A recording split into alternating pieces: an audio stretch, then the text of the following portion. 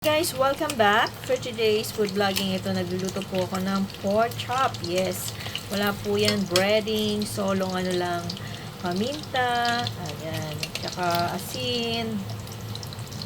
Dinarinate ko lang po yan ng ano. Ayan, okay na po. Ayan, may ulam na naman si Bunso. Ayan. Okay, brown na siya.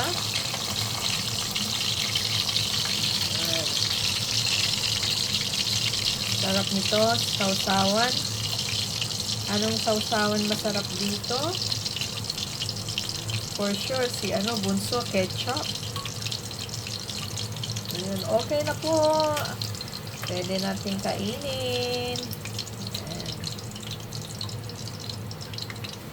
Lagyan natin sa may tissue para ma-absorb yung mantika.